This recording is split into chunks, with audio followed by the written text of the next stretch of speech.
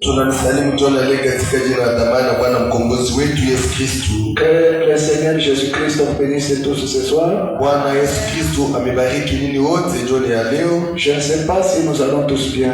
Sijue kama wote tuko katika afya njema. Que le nom de l'Éternel notre Dieu soit béni. Jina la Mungu wetu ibarikiwe. On peut rapidement passer dans la prière avant de passer.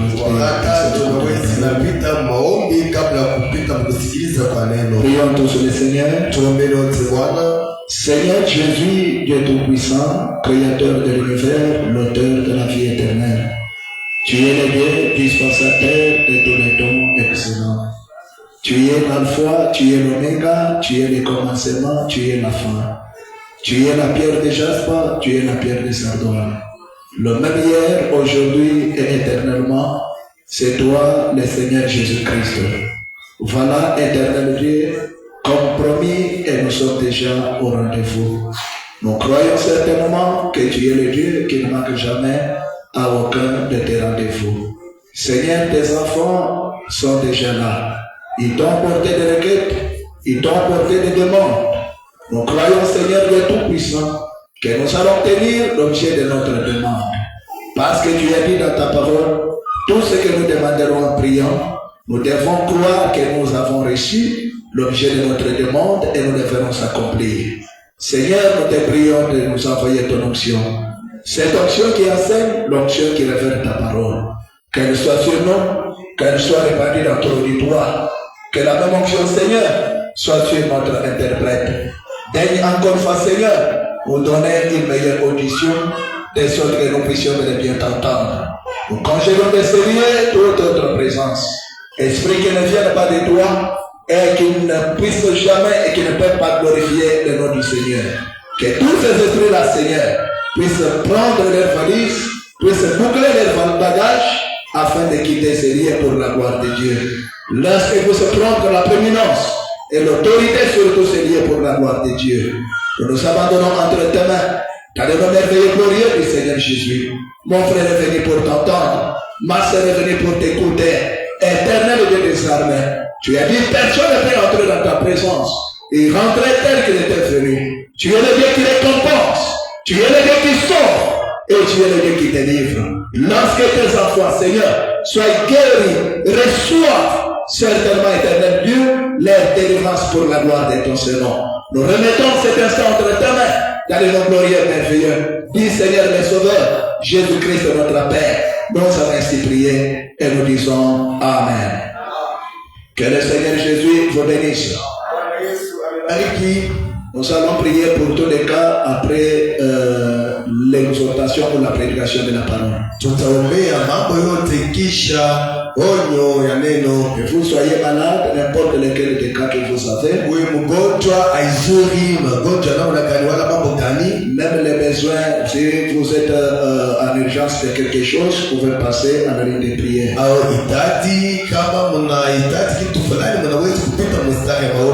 Parce que ça faisait ici ces 2 semaines que cela, je faisais des expériences où je voyais, il faut que l'on prie pour les gens. Kunakuwa mawingu na zalia mbili, nilikuwa naonja kitu fulani, nilikuwa naona kotea kwamba napasha kuombea watu. Alors nous allons le faire après la prédication. Basi tutaifanya kisha mahubiri. Pour gagner le temps, nous vous inviterons à vous tenir debout. Sababu ya katala kuponda muda, tunamialika msimame wima afin d'honorer la lecture de la parole. Hebu tuheshimu usomi ya neno la Mungu. Comme nous sommes venus pour la réunion de prière, hivyo tumekuja kwa kusanyiko maombi, nous demanderons vraiment votre attention. Tutaomba kwa sikilivu yenu. Nous sommes pour ce soir dans Psaume au chapitre 34. Kwa jioni ya leo tuko katika Zaburi sura yake 34. Nous allons lire dans 3 passages de la Bible. Tutasoma mahali 3 de Biblia. Premièrement, c'est Psaume au chapitre 34. Ya kwanza itakuwa ni Zaburi 34, le verset 16 jusqu'au verset 20. Kifungo lake ya 16 hadi 20. Nous lisons au nom du Seigneur. Tunaisoma katika jina la Bwana. Les yeux de l'Éternel sont sur les justes. Uso wako wa milele iko juu ya waki, et ses oreilles sont attentives à leurs cris. Na masikio yake inasikia malalamiko zao. L'Éternel tourne sa face contre les méchants. wa milele atazamake kamwe waovu, pour retrancher de la terre leurs souvenirs. sababu ya kupotesha udongoni kumbusho yao. Quand le juste crie, l'Éternel entend. Wakati wake wanalalamika, wa milele amesikiliza, Et il les délivre de toute leur détresse. na anawatoa kwa taabu zao zote. L'Éternel est près de ceux qui ont le cœur brisé. Wa milele ni karibu kwa wale wanayo na mioyo yenye kuvunjwa, Et il sauve ceux qui ont l'esprit dans l'abattement. na anaokoa huyu amekuwa na roho yake mkuhangaika. Le malheur atteint souvent les justes, Ole inakamata kabisa waki, mais l'Éternel leur en délivre toujours. lakini wa milele anawaponesha tu. Prière de François. Unaweza na keti. Nous sommes dans Ecclésiaste au chapitre 3, Tuko katika Mhubiri sura yake ya 3, le verset 1 jusqu'au verset 4. kifungo lake ya kwanza hadi 4. La Bible dit, Biblia inasema, il y a un temps pour tout. Il y a un temps pour tout. kuko wakati ndio kila kitu, Un temps pour toutes les choses sous les cieux. wakati ndio kitu chote kwa dunia, Un temps pour naître. wakati ya kuzaliwa, Un temps pour mourir. wakati ya kufa, Un temps pour planter. wakati ya kupanda, Et un temps pour arracher ce qui a été planté. na wakati ya kuvuna ile tulipanda, Un temps pour tuer. wakati ya kuua, Un temps pour guérir. na wakati ya kuponya, Un temps pour abattre. wakati ya kubomoa, Et un temps pour bâtir. na wakati ya kujenga, Un temps pour pleurer. wakati ya kulia, Un temps pour rire. na wakati ya kucheka, Un temps pour se lamenter. wakati wa kuomboleza, Et un temps pour danser. na wakati wa kucheza. Seigneur Dieu Tout-Puissant, Jésus-Christ notre Père Céleste. Voilà que nous ne faisons que lire ces Écritures comme toute autre personne qui sait lire. Nous prions Seigneur Dieu bien-aimé de nous donner le contenu de ce texte. Nous abandonnons Seigneur Jésus ces instants de l'écoute de ta parole entre ta main. Au nom de Jésus-Christ. Amen. Avec ces deux portions des Écritures, Na maandiko mbili, nous avons notre sujet pour ce soir tuko na kishina yetu juu ya jioni ya leo que nous avons intitulé ambaye tumepanga Une saison de malheur dans la vie d'un enfant de Dieu. wakati ya ole maishani ya mtoto wa Mungu. Une saison de malheur dans la vie d'un enfant de Dieu. Wakati ya ole mu maisha ya mtoto wa Mungu. J'espère bien que chacun de nous ici, il a des problèmes, des difficultés et tout consort. Nadhani ya kwamba kila mmoja wetu hapa iko na tatizo na tabu na vitu mbalimbali, Et par où il est en train de passer. na anapitia kwa mambo fulani, Ce que nous avons toujours appelé le haut et le bas. ili tunaitaka kwamba mambo ya mubaya ya maisha, Cela n'a jamais manqué dans la vie d'un mortel sur la terre. ili haya kusaka kamwe mu maisha ya binadamu wote kwa dunia hapa, Peu importe qui il est, hata kama ni nani, qu'il soit président, qu'il soit gouverneur, qu'il soit maire de la ville, qui qu'il soit, awe president, awe kiongozi wa mji, awe kiongozi wa jimbo lolote, hata kama ni nani anakuwa na mambo, la loi de la nature lui inflige cela. sheria ya ulimwengu inamlazimisho ile. Il n'y a personne qui se suffit en toutes choses. Hakuna mtu huyu anajistahili kwa yote. S'il peut avoir ceci, il doit manquer cela. Kama anawezi kuwa na kifulani, anawezi na kosa naye kifulani Donc pia. c'est comme ça pour toute personne sur la terre des hommes. Manake imekuwa sawasawa kwa binadamu wote kwa dunia hapa. Alors par rapport à cette épître d'Ecclésiaste au chapitre 3, Basi kulingana na hii andiko ya Mhubiri sura ya 3, quand Salomon écrivait cette épître, wakati Solomoni alikuwa anaandika hii yenye barua, c'est après avoir projeté le regard sur toute la création de Dieu. yeye ilikuwa ni kisha kutazama umbile wote wa Mungu, Après avoir étudié la nature et la manière dont elle évolue, kisha kufunza kwa ulimwengu na namuna kanile tunasogea. Salomon sagesse de Dieu. Na Solomoni mwenye kujazwa na roho ya Mungu. C'est alors qu'il a commencé à écrire ces choses. Jo wakati akaanza kurekodi maneno haya. À énumérer le temps pour chaque chose sur la terre. Na kuonesha wakati jua kila kitu kwa dunia hapa. Et quand Dieu a créé toutes les choses sur la terre, na wakati Mungu alipoumba kila kitu kwa dunia hapa, Dieu n'a pas manqué de placer la fin ou la limite pour toutes les choses. Mungu ashikushika kutia mwisho au kutia mpaka kwa kila kitu. Donc toutes les choses que Dieu a faites sur la terre, manake kila kitu Mungu amefanya kwa dunia hapa a un début et a aussi une limite. Kina mwanzo kina mwisho pia. Et quand la limite arrive, na kama mwisho umefika, la chose ne sera jamais à mesure de dépasser le bornes de Dieu. Kile kitu kamwe akiwezi navuka mipaka ya Mungu. Et il en est ainsi dans la vie d'un mortel sur la terre. Imekuwa sawasawa maishani ya binadamu wote kwa dunia hapa. Alors c'est quoi une saison? Basi nyakati manake ni nini? Une saison est une période de l'année marquée par quelque chose de particulier. Nyakati inakuwako ni muda fulani ya mwaka yenyewe, hii inakuwako na jambo fulani ya kushutusha. Donc vous voyez que c'est une période qui a une durée.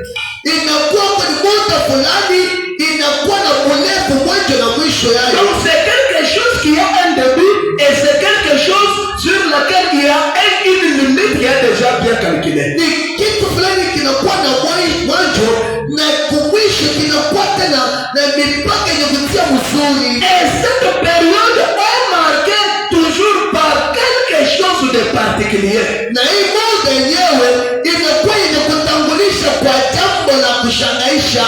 C'est ça la saison. Jo inaitwa nyakati. Alors comme même dans le naturel ici que nous sommes, hata sawasawa kwa ulimwengu hivyo tumekuwa na dans notre pays dans lequel nous vivons, au kwenye nchi yetu ambayo tumeishi, nous connaissons tous qu'il y a la saison de pluie et la saison sèche. tunajua sisi wote kwamba kumekuwa wakati ya mvua na wakati ya kipwa. Alors pendant la saison sèche, basi wakati ya kipwa, un véritable fermier na mlimaji wa kweli ne peut pas semer pendant la saison sèche. asiwezi na panda wakati ya kipwa. Pourquoi? Parce que ce n'est pas une période favorite. Manake haiko wakati yenye kustahili. Alors s'il sème pendant la saison sèche, basi akienda kupanda wakati ya kipwa, il se donnera une discipline d'arroser ces semences-là. Yeye atalazimishwa kwanza kumimia ile mbegu. Et si tel n'est pas le cas, na kama shimilia les mbegu, semences ne donneront pas. mbegu haitatoa kamwe. Amen. Amen. Donc vous allez constater que Utaona ya kwamba pendant la saison sèche-là, wakati ya kipwa, cette saison sera accompagnée par certaines choses particulières. hii wakati itakuwa yenye kusindikiza na kitu fulani ya upekee. Alors il connaît que pendant cette saison, je ne peux pas faire ceci, je ne peux pas faire cela. Na ule mlimaji anajua kwamba kwa hii wakati na uwezi nafanya hivyo na siwezi nafanya hivyo. Pourquoi? Parce que ce n'est pas le moment favori. Kwa sababu gani? Maana haina wakati yenye kustahili. Et aussi sur le plan spirituel, c'est la même chose. Nayo kwa hali ya kiroho imekuwa sawasawa. Maintenant, pendant la saison pluvieuse, Basi wakati ya mvua, alors un véritable fermier, mpandaji mzuri, il sait que c'est le moment où je dois préparer mes semences pour ensemencer.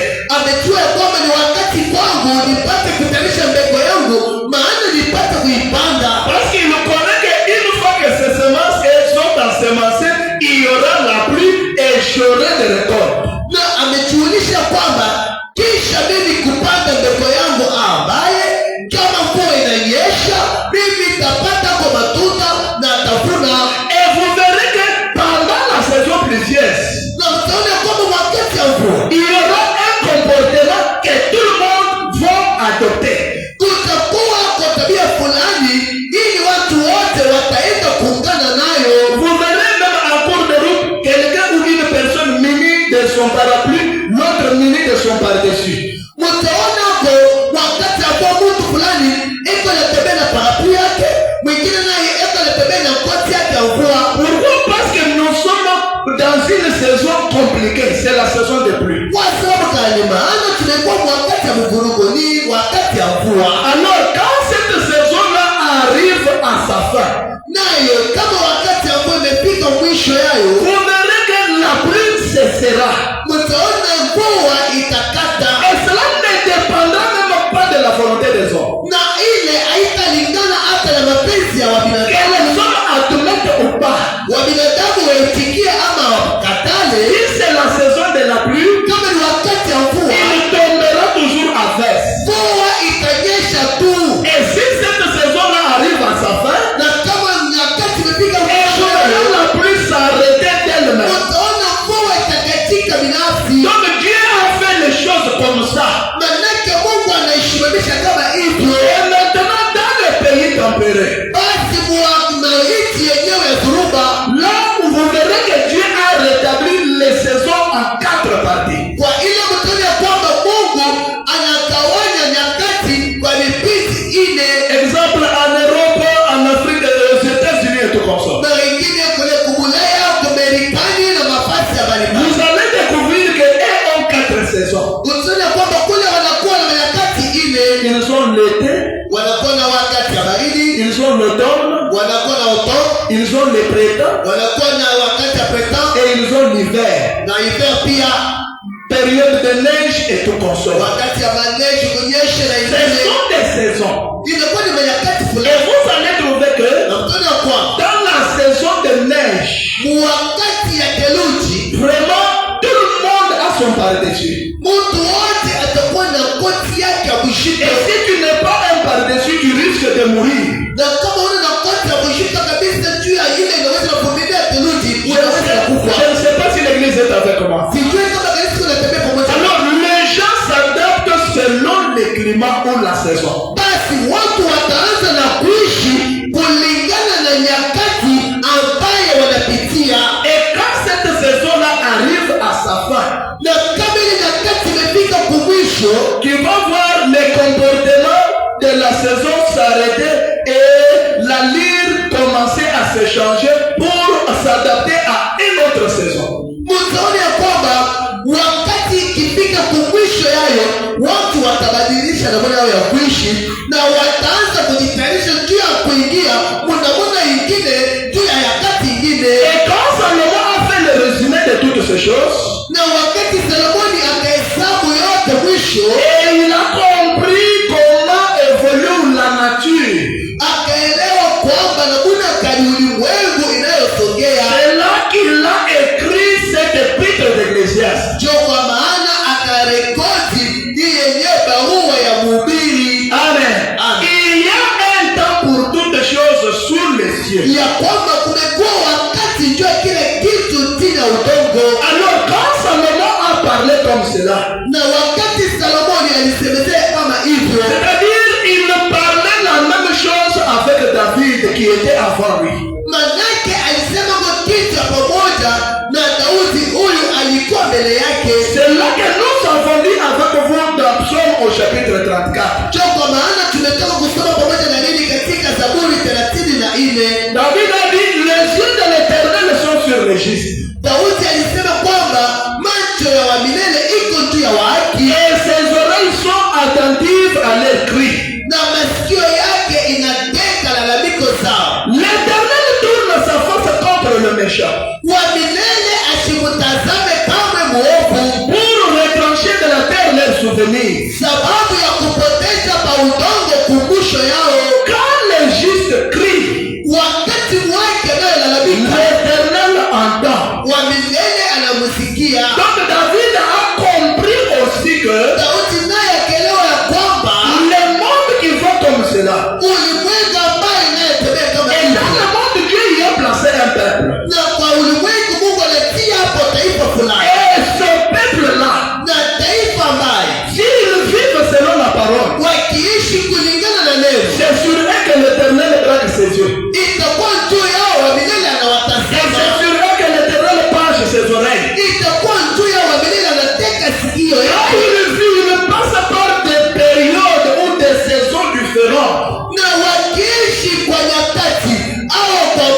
fulani ya kuachana, et s'ils regardent vers l'Éternel, nao kama wanamtazama wa milele, l'Éternel leur entend et leur délivre. wa milele atawasikia na wa milele atawatoa. Amen. Amen. Quand le juste crie, Wakati l'Éternel entend wa milele et il les délivre de toute leur na détresse. anawatoa kwa taabu zao zote. Pendant le moment où les choses ne marchent pas, Kwa wakati ile vitu havitembee, pendant la saison de malheur, mu wakati ya taabu, quand il crie à l'Éternel, akiwalalamikia wa milele, l'Éternel entend leur cri wa milele atasikiliza et il malalamiko yao vient à leur na secours. atakuwa kuwasaidia. Amen. Amen. Maintenant, pour les méchants, Basi juu ya waovu, l'Éternel ne fait pas qu'à deux. wa milele asiwashubuke. Alors, qui est un méchant? Basi muovu manake ni C'est lui qui ne vit pas la parole de ni Dieu. mtu huyu ashiishi neno la Mungu. Et quand la Bible parle d'un méchant, Na wakati Biblia inasemesha muovu, ce n'est pas ceux du dehors, sio watu wa nje ce wapagani, sont les croyants. ni waaminifu, Ils sont considérés comme croyants. wale wanawakubali kama Ils waaminifu, ne vivent pas en réalité la parole de Dieu. lakini kwa ukweli hawaishi neno la Mungu. Voilà ce que la Bible considère comme les méchants. Oneni ndio watu ambaye Biblia inakubali kama watu waovu. Amen. Les gens du dehors, Watu wa nje, la Bible les considère comme les pécheurs et il l'appelle les pécheurs. Biblia inawakubali kama watenda dhambi, inawaita watenda dhambi, Les méchants, lakini ce waovu sont les croyants ni waaminifu qui wale ne vivent pas la parole de Dieu. hawaishi neno la Mungu. Et la Bible dit, l'Éternel reproche les souvenirs de la terre. Wa milele atapotesha kumbusho yao kwa uzembe. C'est-à-dire, ils ne reviennent pas au secours. Manake wa milele atakuwa kamwe na kuwasaidia. L'Éternel est près de ceux qui ont le cœur brisé. Wa milele iko tayari kwa wale wanakuwa na mioyo yenye kuvunjwa, Et il sauve ceux qui ont l'esprit dans l'abattement. na anaokoa wale wanaohangaika kwenye roho yao. Donc l'Éternel est attentif à ce que le juste font et à ce que le juste demande. Manake wa milele anateka sikio yake kwa kila kitu kile watu wanatafuta, kwa kila kitu watu wanaomba. Amen. Amen. Et qui est injuste? Na muhaki manake ni nani? Injuste, Muhaki c'est celui qui commet les erreurs ni mtu huyo anawezi na kosa et qui range ses forfaits sur les champs. na anakwenda na kutengeneza ubaya wake kwa haraka. C'est celui-là le juste. Jo, ule mtu anaita mtu muhaki. Donc vous allez comprendre que Manake mtelewa ya ce kwamba sont les deux personnes de deux catégories de croyants. wanakuwa watu wawili kwa maaina mbili ya uaminifu. L'autre catégorie ne répare pas ses forfaits. Aina ingine haitengeneze makosa yao, C'est là qu'on appelle les méchants. jo wale wanaita waovu. L'autre catégorie ici répare ses fautes et range vite cela. Aina ingine inatengeneza makosa yao na wanarudi kutia kwa C'est haraka, selon la catégorie des justes. jo aina ya wahaki. Alors l'Éternel est près d'eux. Basi wa milele amekuwa tayari kwao, Ceux qui ont le cœur brisé. wenye mioyo yenye kuvunjwa. Le cœur brisé ici, Moyo yenye kuvunjwa pas nayo seulement cause des problèmes. sio tu yenye kuvunjwa kwa sababu ya mambo ya maisha, Le cœur brisé ici lakini moyo yenye kuvunjwa ambayo est aussi à cause d'une vie de péché quelconque. nayo ni moyo yenye kuvunjwa kulingana na maisha fulani ya dhambi, Une erreur commise quelque part. kosa fulani yenye kutenda nafasi fulani, Quelqu'un s'approche de la présence de Dieu avec son cœur brisé. lakini mtu anakaribia mbele ya Mungu na roho yake yenye kuumizwa. Seigneur, je fais ce qui est mal. Bwana, nakosa, Je n'étais pas censé, je ne suis pas censé faire ça. Mimi shilazimishwa kufanya hiyo. Pardonne-moi de ce mal. Unisamehe kwa kubaya. C'est là que David dit, Tupele Daudi anasema il est près de ceux qui ont le cœur brisé. anakuwa tayari kwa wale wana mioyo yenye kuvunjwa. Et de ceux qui ont l'esprit dans l'abattement. Na kwa wale wanahangaika kwenye roho yao. Amen. Amen. Amen. Amen. Le malheur atteint souvent le juste. Ole inakamata kabisa wa haki. L'Éternel Lakini wa milele l'en délivre toujours. atamfungula tu. Amen. Amen. Maintenant, si vous comprenez bien, Na mkielewa vizuri, le malheur qui atteint souvent le juste wale ambaye imefikia wa haki vient sur deux niveaux. inakuja kwa manyakati mbili. Le premier niveau, Hatua ya kwanza ça peut provenir de la part de Dieu. ina uwazi na tokea kwa Mungu. Et quand Dieu envoie un malheur dans la vie de son fils ou de sa fille, Na wakati Mungu anatuma ole kwa maisha ya mtoto wake mume wala mke, c'est un test. inakuwa ni kuweka makipimo. Et Dieu l'amène pour voir le décret de sa foi. Mungu anampima sababu ya kuona hatua ya imani yake. Maintenant, les croyants que nous avons aujourd'hui, Basi uaminifu pale tunakuwa nao leo, une fois qu'il passe par un moment difficile, kisha yeye kupitia nyakati ya taabu, directement nous attribuons cela à Satan. atakamata ile nyakati, anasema hii ni shetani. Non! Kamwe Tout ce qui arrive, kitu chochote ambayo ça inafika ne vient pas seulement de la compétence de Satan. yote haitoke mpaka kukaza shetani. Amen.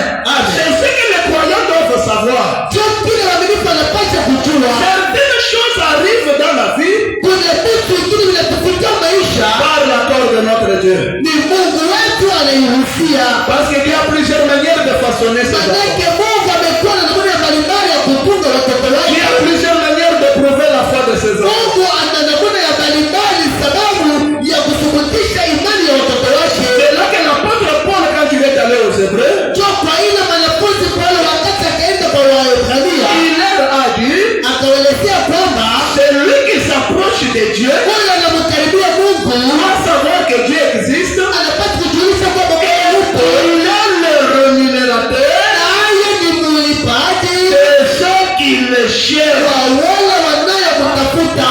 Amen. Amen. Il doit savoir que Dieu existe. Anabidi natuulisha kwamba Mungu yupo. Alors, le Dieu qu'il a appelé là, Basi Mungu ambaye anamalika peut me prouver d'une manière ou d'une autre. anawezi na mwenzamu kwa namna hao wengine. Amen. Amen. Amen. Amen. Mais comment savoir que ça vient de Dieu? Na namna gani kujua kwamba hii karibu imetokea kwa Mungu? C'est là qu'il y a le problème. Ndio pale pamekuwa Comment hapo. savoir que ceci vient de Dieu? Sababu ya kujua kwamba inatokea kwa Mungu, Arrêtez-vous d'abord. simameni kwanza, Réfléchissez sur vos voies. mufikiri kwa njia hiyo, Voyez si vous avez les deux pieds dans la parole. kuangalishishe kama mshakusimama mzuri kwenye neno ama hapana. Si vous avez vos deux pieds dans la parole, Kama mnakuwa na miguu yenu mbili kwenye neno, ça vient de Dieu. ile ni mambo ya Mungu. Amen. Amen. Amen. Amen. Ça vient de Dieu. Inatokea kwa Mungu. Maintenant, Sasa une autre facette, namna ingine, le malheur ole qui vient, qui atteint souvent le juste, inashika watu, vient aussi de la part de Satan. ingine nayo inatokea kwa shetani.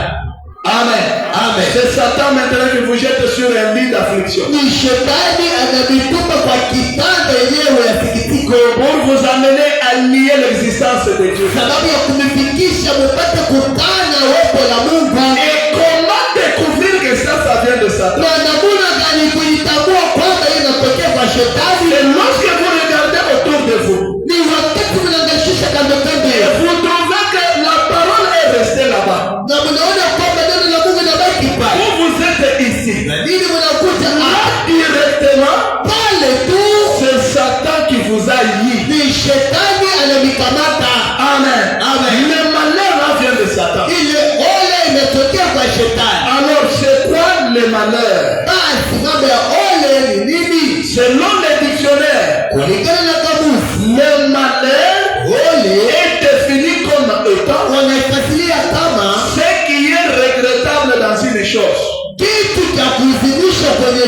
fulani. Amen. Amen. Amen. Amen. Un regret. Huzuni fulani Ce qui est regrettable ya kuhuzunisha dans une affaire quelconque. kwenye kitu wala jambo fulani wala biashara Quelque fulani, chose est arrivé kitu fulani kinafika qui m'amène à regretter. ili inanifikisha nipate kuhuzunika. Peut-être j'ai perdu mon enfant. Na wengine namupotesha mwanangu, Peut-être j'ai perdu mon mari. na wengine namupotesha mume wangu, Peut-être j'ai perdu un proche na parent. wengine napotesha ndugu yangu, Peut-être j'ai perdu mon argent. na wengine napotesha hela Peut-être yangu, c'est un travail qui est perdu. na wengine napotesha kazi. Tout ça c'est un malheur. Yote inaitwa mambo ya ole, Et qui brise encore le cœur. nayo inavunja moyo. Amen. Amen. Il y a un problème qui arrive. Kuna mambo inafika, C'est que bien de fois les gens disent mara mingi watu wanasemaka c'est un choc que j'ai reçu dans mon cœur. inakuwa tu ni ngumi inapokea moyo Le yako. malheur qui vient c'est un choc. Ole inakuja ni ngumi, Donc quelque chose qui brise tellement le cœur. manake ni kitu kinavunja À moyo. tel point que si cette personne n'est pas chrétienne, il risque d'abandonner même la Unaona parole. kama ule mtu kama ni Mkristo anaweza hata hata neno. C'est là que David dit Kwa hiyo Daudi le anasema malheur atteint souvent le juste. ole anapigaga kabisa waki, Mais l'Éternel lakini wa milele le délivre toujours. anawatiaka huru tu. Amen. Amen. Comment l'Éternel peut parvenir à délivrer ce juste de son malheur? Namuna gani wa milele anaweza inafika mkuwafungula wale wa haki kwa ole? C'est si du moins cet homme ou cette femme garde la position de la parole. Ni kama tu huyu mume au mke anabaki kwenye kusimama ngambo ya neno Et en étant confiant en son Dieu. na mwenye kumtumainia Mungu wake, Et quand il crie à l'Éternel, na kisha kumlalamikia wa milele, l'Éternel pourvoit toujours la délivrance. wa milele atatarisha mpaka fungulifu. Alléluia. Haleluya! Donc le malheur qui peut provenir de Dieu, Manake ole inaweza tokea kwa Mungu, la personne ne peut enlever cela. pale binadamu hata moja asiwezi naondosha La hilo, prière ne peut pas changer cela. hata maombi haiwezi nabadilisha hilo. C'est un temps de formation pour son Ni fils. wakati ya majifunzo juu ya mwanake, C'est un temps de formation pour sa fille. ni wakati ya majifunzo juu ya binti wake. Mais le malheur qui vient de Satan, Basi ole ambayo inatokea kwa shetani, et quand cela vient comme cela, na kama ile inafika kama hivyo, le juste prie. na wakati wake analalamika, L'Éternel entend wa milele et anasikiliza, il viendra à son secours. atakuja na kumsaidia. Alléluia. Haleluya! C'est que c'est important Jo kweli ni ya faida, pour que le croyant, jo uaminifu, les fils et les femmes, wanaume na wanawake, les enfants véritables de Dieu, watoto wa kweli wa Mungu ils doivent aimer la vie de la prière. wanapaswa kupenda maisha ya maombi. Je ne sais pas si on peut dire amen à ça. Sijui kama tunaweza sema ndio. Kwa hiyo Nous sommes dans Amos au chapitre 3. tuko katika Amosi sura ya 3 Le verset 5 jusqu'au verset 6. kifungo lake 5 hadi 6. La Bible dit, Biblia inasema Amos 3, 5 à 6. Amosi sura ya 5 kifungo lake 5 hadi 6. L'oiseau tombe-t-il dans le filet qui est à terre, Ndege anaweza naangukia kwenye makila pa udongo sans qu'il y ait un piège? kama mtego haiko? Les filets se lèvent-ils de la terre, Makila inaweza napanda kwa udongo sans qu'il y ait rien de pris? kama hakuna kitu kiliangukia mwile makila?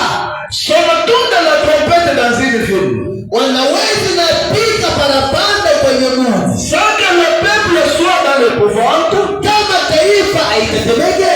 Arrive-t-il un malheur dans une ville, Unaweza napiga ole kwa mtu fulani sans que l'Éternel en soit l'auteur? kama wa milele asijulishe? Amen.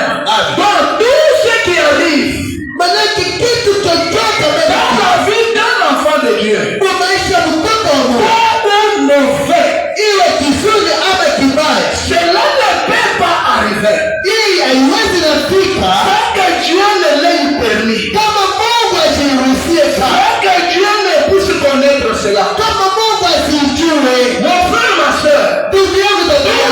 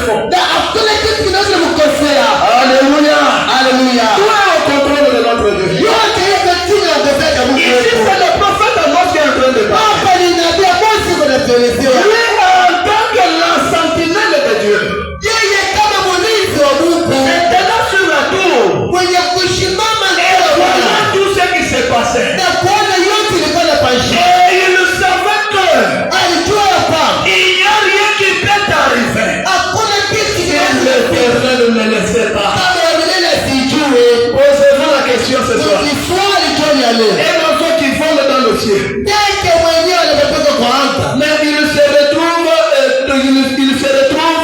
tombé dans un filet. Lakini anajikutanisha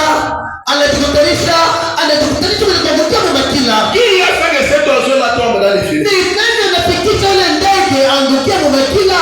Est-ce que vous pouvez vous imaginer ça? Eti mnaweza kufikiri ile mambo? Amen. Un oiseau qui vole dans le ciel. Ndege mwenyewe anakuwa kwa anga. Mais il se retrouve dans la bouche du serpent. Lakini anajikutanisha kinywani cha nyoka. Comment il est parvenu à arriver dans la bouche du serpent? Namna gani anajikutanisha kinywani cha nyoka? Il est le Dieu qui nourrit les bétails des champs. Ni Mungu analisha wanyama wa pori. Il est le Dieu qui nourrit les oiseaux du ciel. Ni Mungu analisha ndege wa anga. Il est le Dieu qui nourrit les oiseaux aquatiques, les animaux aquatiques. Ni Mungu mwenyewe analisha wanyama maji. Il les nourrit de quelle manière? Eko na walisha kwa namna gani? Est-ce c'est le fond de ces animaux? Eti nitokea nguvu Ou c'est le rapport de l'éternel? nitokea wa milele. Là que j'aimerais attirer votre attention. Napenda kupata fikiri pia nitoe Mon leo. frère, ma soeur, Ndugu yangu pour la saison de ta maladie, de ta maladie, ya ole yako. Mungu il est la délivrance. sio ufungulivu. Et il connaît tout ça. Na anajua yote. Alléluia. Haleluya. Les frères de l'homme dit, Mungu anasema nous sommes dans José. tuko katika mabili na juu. Prêché le 17 avril 1960. Yenye kumili tarehe 17 mwezi wa 4 mwaka 60. Nous sommes au paragraphe 22 Kifungo lake 42 jusqu'au paragraphe 37. hadi 37. Le prophète dit, Nabii anasema maintenant, sasa nous passons par ces situations. tunapitia kwa hii mambo, Tous nous passons par là. wote tunapitia kwayo, Et je crois qu'aujourd'hui, na naamini ya kwamba leo nous sommes rassemblés ici tunakusanyika hapa pour quelque chose de semblable. kwa sababu ya kitu cha kufanana Pour ce même but, juu ya hiki kuhusia moja moja. nous sommes tous sur un tas de cendres. Wote tunakuwa na mambo fulani, Nous avons nos ennuis. tunakuwa na misharabaka Nous yetu, avons nos hauts et nos bas. tunakuwa na mateso, mambo ya maisha, Nos moments sombres et nos maladies. manyakati ya giza na magonjwa, Nos chagrins et nos déceptions. sikitiko na mambo yenyewe ya kupatisha haya. Ainsi, Hivyo nous basi venons dans cette condition tunakuja kwa hii hali pour trouver des paroles de réconfort. sababu ya kupata hapo neno fulani inaweza inashika moyo wetu. Comme Job essayait d'en trouver auprès de ses amis. Hivyo Ayubu alikuwa anaitafuta hapo kwa warafiki zake. Amen. Amen. Nous passons par ces moments-là. Tunapitia kwa ile nyakati. Personne ne dira que je ne passe pas des moments difficiles. Hakuna mtu anaweza sema kwamba mimi sipitie wakati hatari. Même les pays, Hata nchi yetu, tout le monde passe par les moments difficiles. manake watu wote wanapitia wakati hatari. Alors nous sommes venus Basi tumekuja pour trouver les paroles de réconfort. sababu ya kupata kwa maneno inaweza nashika moyo wetu. Amen. Amen. Comme Job essayait d'en trouver Sawasawa Ayubu alikuwa anaitafuta hapo auprès de ses amis. kwa warafiki zake. Il en est ainsi dans le comportement humain. Iko sawasawa kwa binadamu. Lorsque quelqu'un est brisé, Wakati mtu amekuja lorsque moyo, quelqu'un passe par un moment difficile, wakati mtu anapitia kwa wakati lorsque hatari, quelqu'un a un malheur quelconque, wakati mtu anakuwa na ole il a fulani, toujours préféré que les gens soient à côté de lui. anapendaka mtu wa kumfariji. Et c'est pour que ces gens-là puissent me consoler. Ni tu wale watu wapate kumfariji, C'est pour qu'ils puissent trouver les paroles qui peuvent le réconforter. ni tu wapate ke maneno ambayo inaweza nashika moyo wake. Pourquoi? Kwa sababu Parce basi qu'il est malheur. manake ole Quelque chose qui fait mal ni kitu kinarudishwa dans le cœur. C'est moyoni, une période de trouble. ni wakati ya mvurugo. Personne n'est troublé. Mtu amevurugwa Il ne sait pas comment se maîtriser. asijui namna gani anaweza Il kuvumilia. a besoin de consolateurs. Kwa ile anahitaji mfariji, Amen. Des consolateurs. wafariji, Les gens qui peuvent watu wale venir. wanawezi kuwa na kumfariji. C'est là que le prophète dit, Tokana nabii anasema nul d'entre eux ne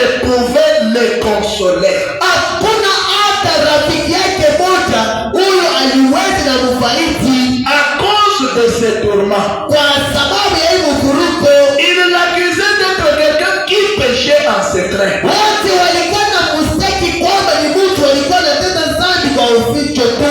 Cependant, Lakini au milieu de toutes ces difficultés, kwa hii tatizo yake yote, Dieu vint à son secours. Mungu akaja kumsaidia. Amen. Amen. Amen. Donc, il est toujours le Dieu. Manake alikaleta mpaka Il Mungu. n'a jamais manqué de secourir son peuple. Mungu huyo akosante kusaidia taifa yake. Amen. Il Amen. secourt toujours ses enfants. Anawasaidiaka tu watoto wake. Il délivre toujours son peuple Anafunguaka tu taifa yake de tous les malheurs qui peuvent arriver sur leur chemin. kwa ole yote inaweza nawafikia manjia zao. Pensez-vous de la tragédie sur laquelle Paul Pierre et Job a dû passer? Wasemi kwa mateso ambayo Ayubu alipitia. Quelqu'un qui a perdu 7 enfants au même moment. Mtu huyo anapotesha watoto wa 7 mara moja. Ça peut être quelle douleur? Inawezi kuwa maumivu ya namna Ça gani? pouvait être quel malheur? Iliwezi kuwa ole ya namna gani? Il a perdu les enfants. Akapoteza Il a watoto, perdu tous les biens qu'il a. akapoteza mali yote alikuwa nayo. Voire même les quelques serviteurs. Kuona hata wenyewe watumishi wake wengine, Le cadavre étendu là. maiti yenye kupanga pale Le même jour. siku moja. Quelle douleur cette personne-là pouvait être? Maumivu yalikuwa kani ule mtu alipaswa kuwa nayo. Maintenant, prenez la douleur qu'avait Job là.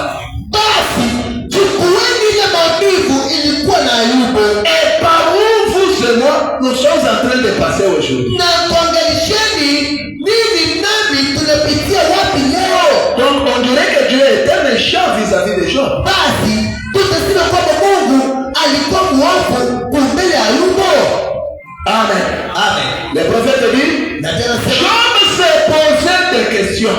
Ayubu alikuwa na jiswali, Non seulement parce qu'il savait que sa maladie, son trouble et ses chagrins, sa perte de famille et toute sa richesse, aina tu ya kwamba magonjwa yake, sikitiko yake, maumivu yake, kupatisha kwa jamaa yake na kupatisha kwa mali yake yote, ils étaient sur le point de lui ôter la vie. na walikuwa tayari hata kumuua. Donc même sa vie était aussi en risque.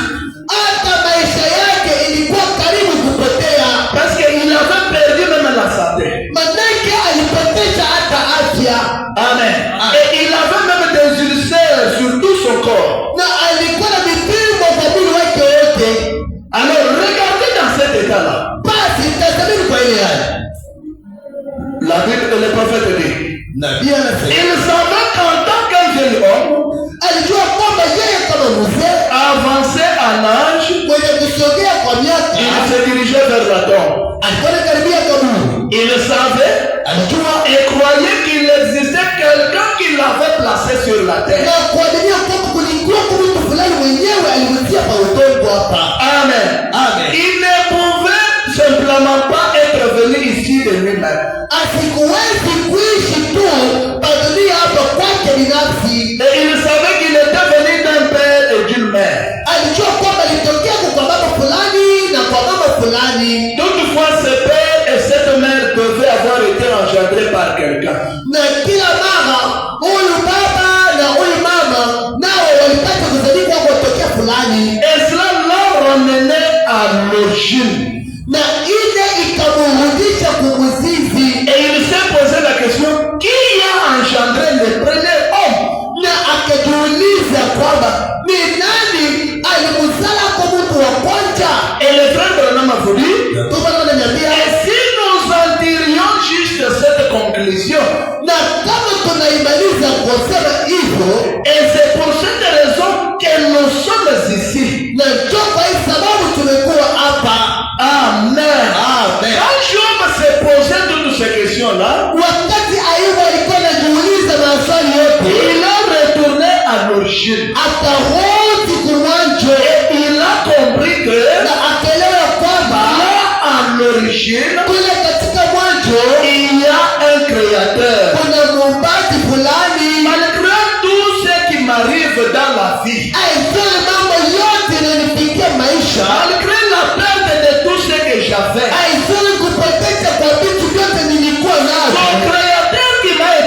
sur la terre ici, yule muumbaji ananitia pa udongo hapa, il a le dernier mot à dire sur ma vie. yeye anakuwa na msemo ya mwisho kusema kwa maisha yangu. Amen. Amen. Amen. Amen. Le dernier mot à dire pour Dieu et dire sur la vie d'un croyant, na msemo ya mwisho ya Mungu ya kusema juu ya mwaminifu, ce n'est pas seulement le temps de le retirer sur la terre. haina tu wakati ya kumtosha pa udongo. Et c'est pour toutes choses durant le parcours de cet homme ou de cette femme ici sur la terre. Lakini ni njia kila kitu juu ya huyu mume na huyu mke wakati yake ya kuishi pa udongo hapa, Et c'est Dieu qui décide sur tout ça. nayo ni Mungu tu amechukua mpaka kwa ile yote. Mes frères et sœurs, Ndugu yangu na dada yangu, toutes les familles de la terre que vous voyez, majamaa yote ya pa udongo mnaona, il y a les sorciers, les féticheurs. kuna walozi, kuna wachawi Et il y a aussi des magiciens. na kuna wachawi. Personne ne me dira pas ici que sa famille, dans sa famille, il n'y a pas de sorciers. Hakuna mtu hapa anaweza nielezea kwamba mjamaa yao amepeleke mlozi. Maintenant, par quel moyen les autres sont parvenus à être bénis? Lakini ni kupitia njia gani watu wengine wanafika na kubarikiwa? Maintenant, par quel moyen les autres sont parvenus à porter les enfants? Basi ni kupitia njia gani wengine wanafika kuchukua watoto? Par quel moyen les autres sont parvenus à entrer dans le mariage? Kupitia njia gani wengine walifika kuingia kutoa?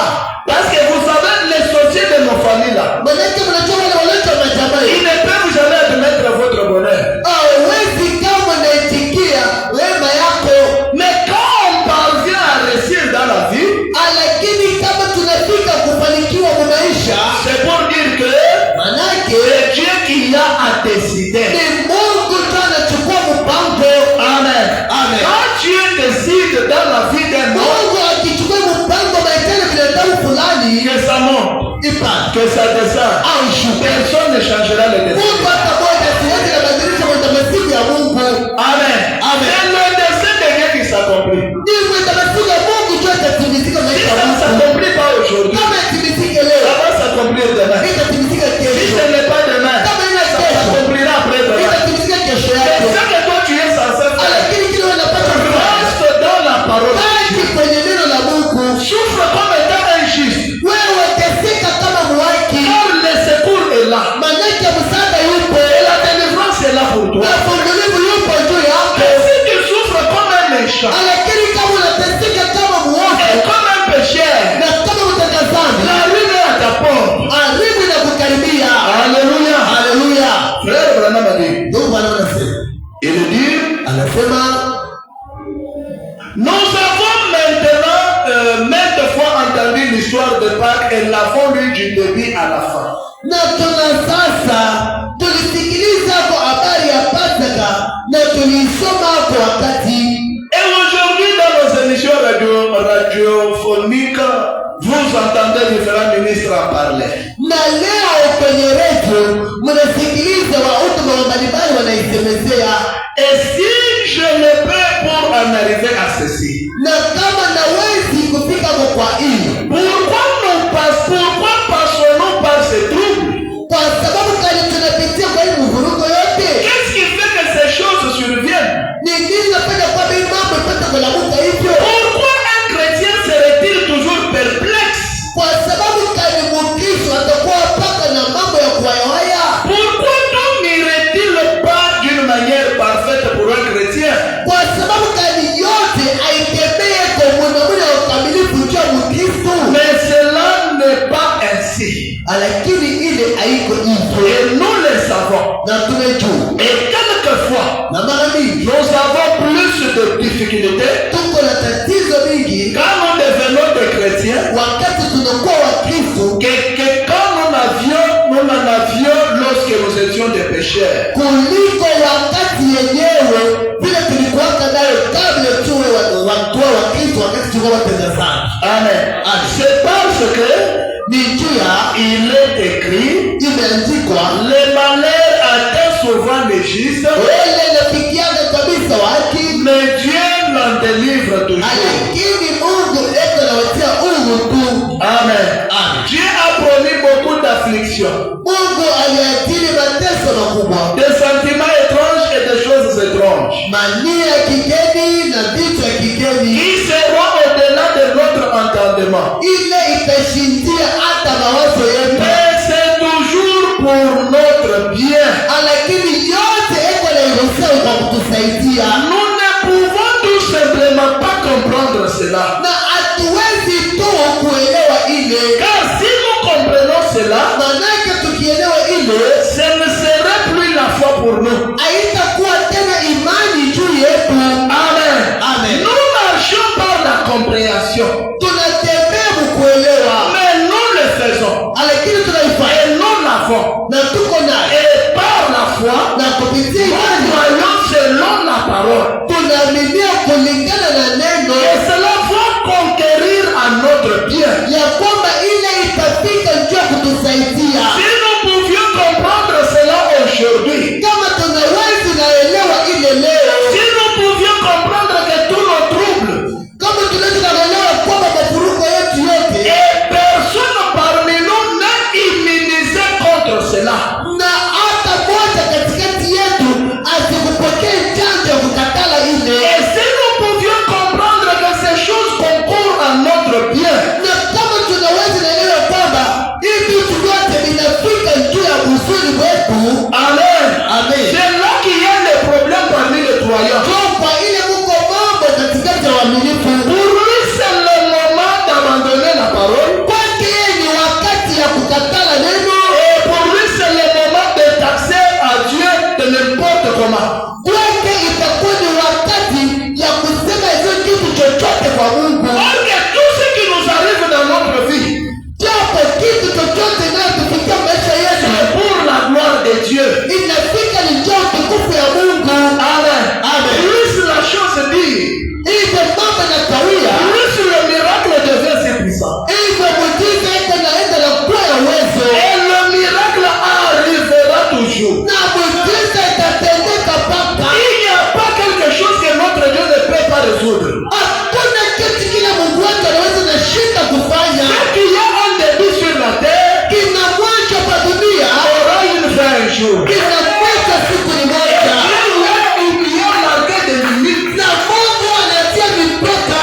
et personne ne saura déplacer le bord. Ile mipaka Mungu hata moja asiwezi na ihamisha. Mon frère, ma soeur, Ndugu yangu vous dada, devez le croire unapaswa et vous kuyafikiria, devez le savoir. unapaswa kujua Tant que le dessein de Dieu ya kwamba wakati n'est pas encore accompli dans votre vie, imefika kwa maisha personne ne vous bougera. Mungu hata moja asiwezi na nitengesha, Et il n'y aura aucun démon de la fête na hakutakuwa pepo mchafu hata moja mwepesi. qui peut noircir le dessein de Dieu. Huyo anaweza na shindisha yenyewe na mafunzo ya Il Mungu. peut bouleverser le plan de Dieu. Huyo anaweza na badilisha kwa kutengeneza Mungu. Soyez-en sûrs, Upate kuhakikishia il n'y en aura jamais. hakutakuwa kamwe Amen.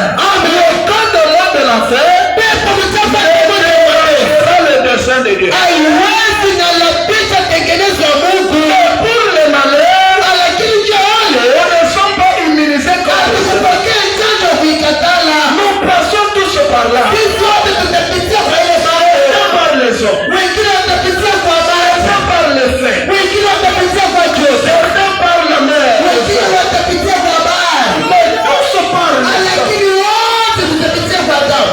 Alléluia. Haleluya, Alléluia. haleluya, Alléluia. haleluya. Tous par les hommes. Lakini wote tutapitia Et kwa Dieu damu. a fait comme cela. Na Mungu anaishimamisha hivyo. Chacun de nous a son malheur. Kila mmoja wetu yuko na wale Et yake, selon la mesure de la. lakini kulingana na kipimo ya neema ya Mungu. Amen.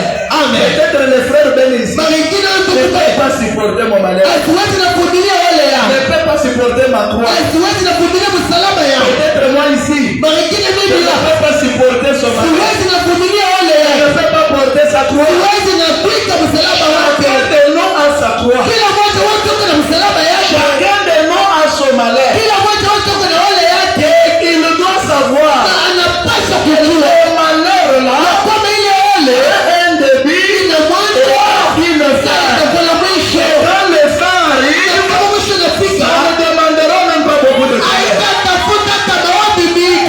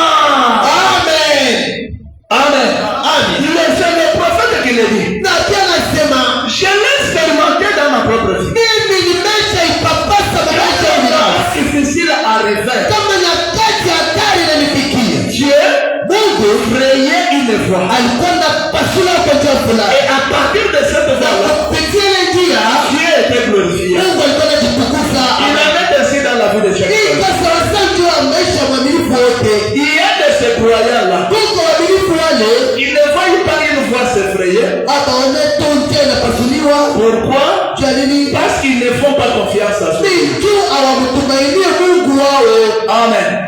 Et ils ne sont pas fidèles à ces lieux-là.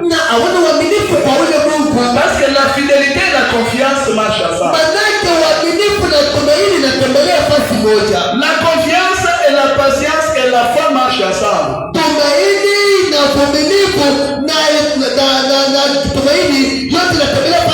la foi aussi. Amen. Voilà, quand je regarde, il n'y a pas de confiance. Il n'y a pas la fidélité. Il ne peut frayer une voie comment?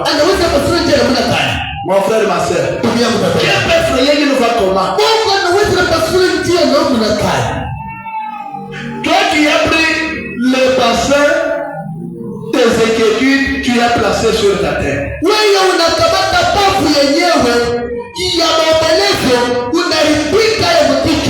Or, les inquiétudes ne peuvent jamais fortifier quelqu'un.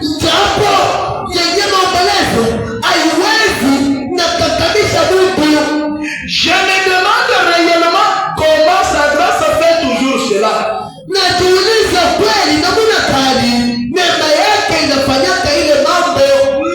il le fait.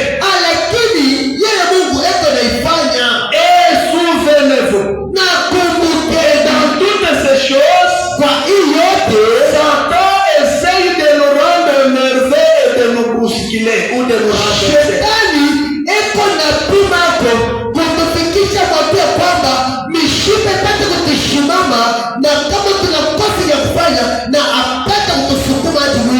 nous amener à nous demander.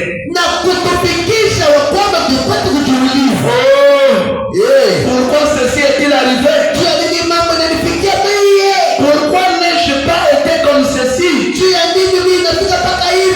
Toutes les questions que vous me posez, c'est Satan qui est à la base de ça. C'est Satan qui fait ça. Un enfant de Dieu n'a pas le temps à perdre à se poser des questions. Parce que en toi là, il y a la solution pour ça. Et pourquoi tu laisses les questions t'emporter? Quand tu y as la multitude de questions qui viennent, les inquiétudes aussi suivront derrière ces questions-là.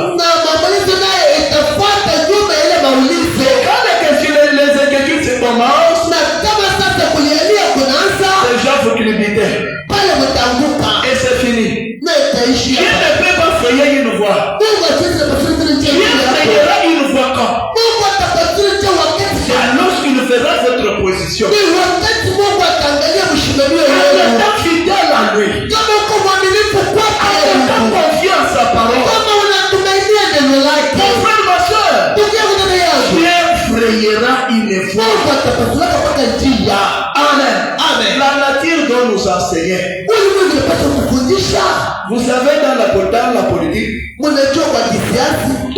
tous les personnages des politiques, les leaders politiciens là,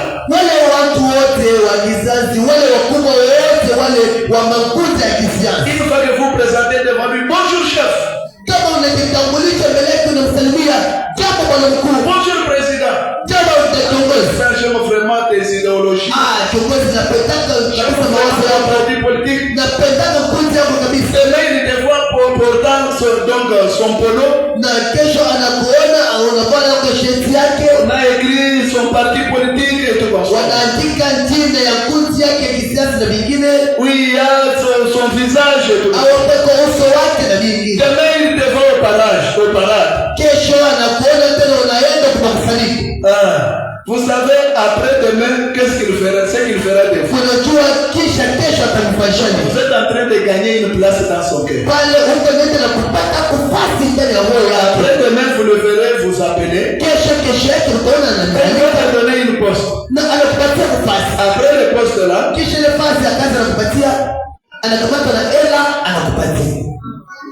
amen. C'est comme ça que ces gens-là font.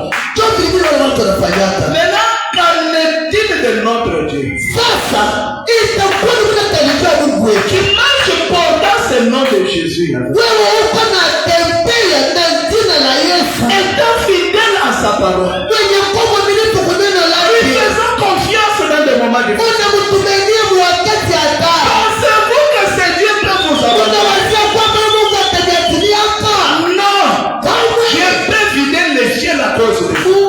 hawezi naacha mbingu utupu kwa sababu yenu. Dieu a besoin de la gloire. Manake Mungu anahitaji utukufu. Dieu a aussi besoin de l'amour. Mungu anahitaji naye mapendo. Lorsqu'il verra ça, Wakati ataona hivyo, c'est là que la Bible dit, toka Biblia inasema un secours qui ne manque pas. msaada akosake.